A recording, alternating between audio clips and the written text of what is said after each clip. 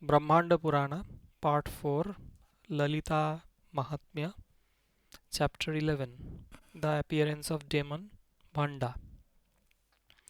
Agastya said, how was Bhandasura born? How did Tripurambika originate? How did she smash him in battle? Mention everything in detail. Hayagriva said, after leaving Dakshayani and destroying her father's yajna, Shiva became engrossed in the self, the sense of bliss and knowledge, and observed his own spirit by means of his self. He entered the region on the border of the Himavan on the banks of Ganga, where he was attended upon by the sages. He became characterized by the quality of being indifferent to the mutually opposed pairs, dvandas. That lady of resolute determination propitiated Shankara for a long time. After abandoning her body, that is, as Dakshayani, she took rebirth as the daughter of Himalaya. The Lord Cupid of mountains heard from Narada that his daughter had been Rudrani. Hence he placed her near Shiva for the sake of serving him. In the meantime, the Devas were harassed by Taraka. On being advised by God Brahma, they called Cupid the god of love and said thus: at the beginning of the period of creation, Lord Brahma began procreating all subjects, but he never had pleasure or satisfaction in his mind. He performed penance for a long time mentally, verbally, and physically. The footnote says an Asura chief, on the basis of some Puranas, states that he got a boon from Shiva that none other than a son born to Shiva should be able to kill him. Our text here attributes the granting of the boon to God Brahma. Shiva was a widower then, and he must be persuaded to marry to beget a son for killing Tarakasura. Hence, the deputation of Cupid, the god of love, resulting in Kama's being burnt as narrated in the subsequent story.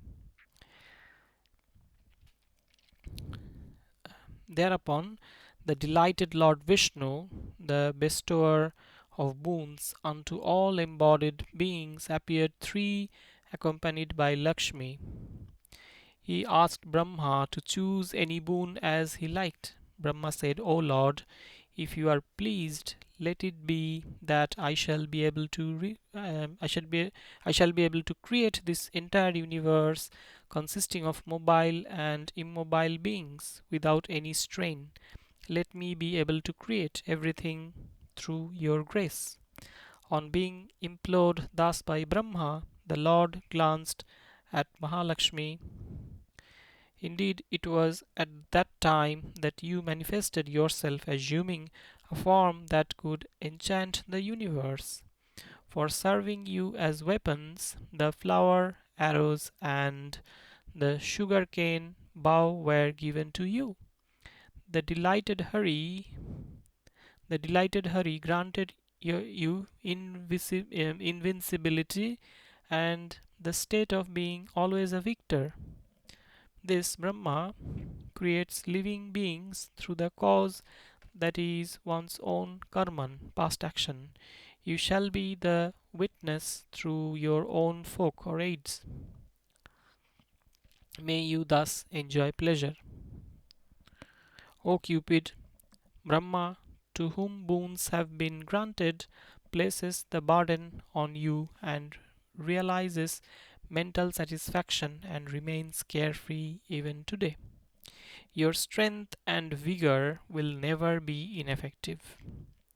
Your valorous exploit can never be futile. Though gentle and tender, your flowery weapons can never be in vain.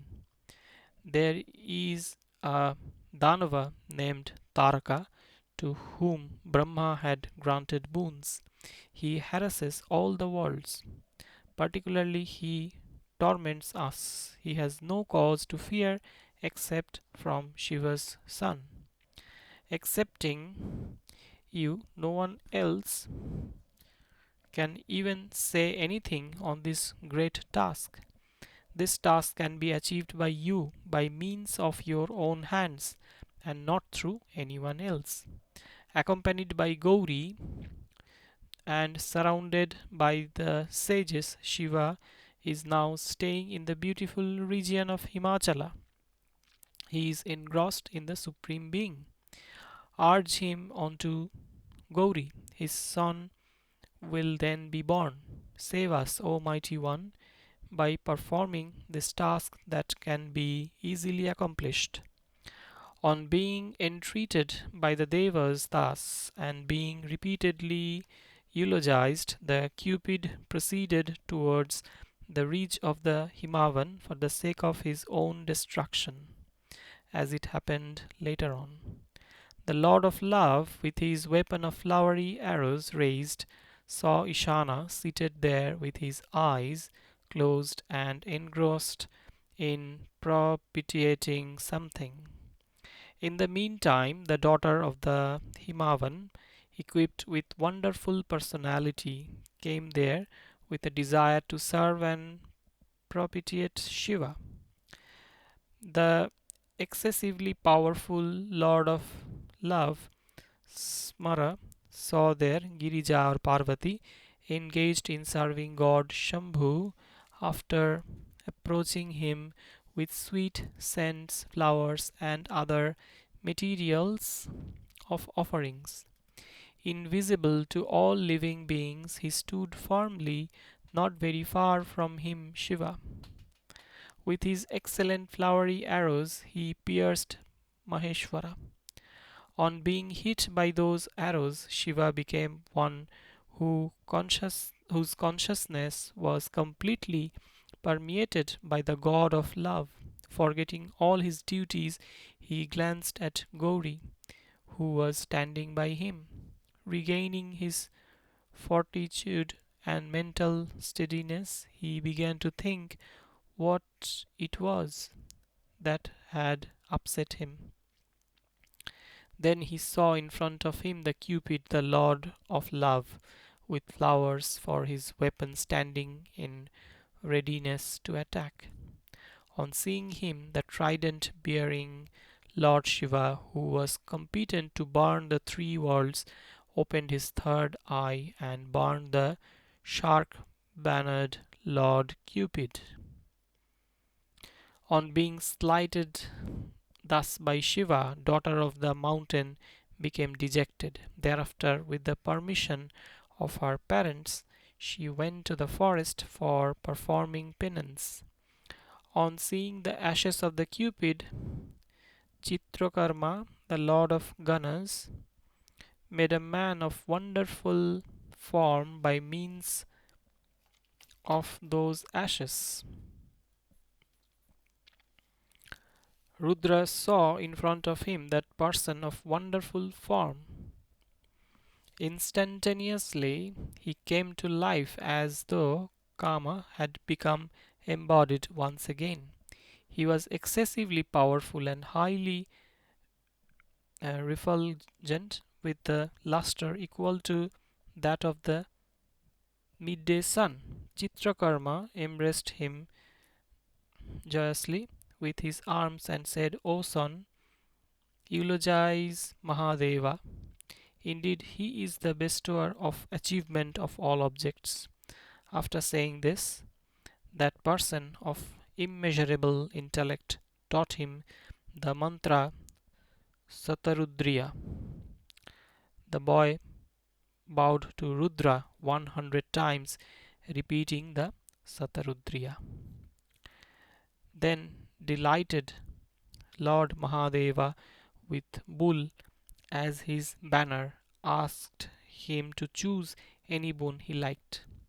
The boy then chose the boon. Half the power of my antagonist will be united with my strength. Let my arrows make his important missiles and weapons futile. After promising him, be it so, and pondering over something, the Lord granted him the power to rule the kingdom for 60,000 years. On observing this conduct, the Creator said, Bhand, Bhand. Therefore, he is being called Bhanda in worlds. The footnote says, root Bhand to be fortunate, probably. Bhanditi was a blessing.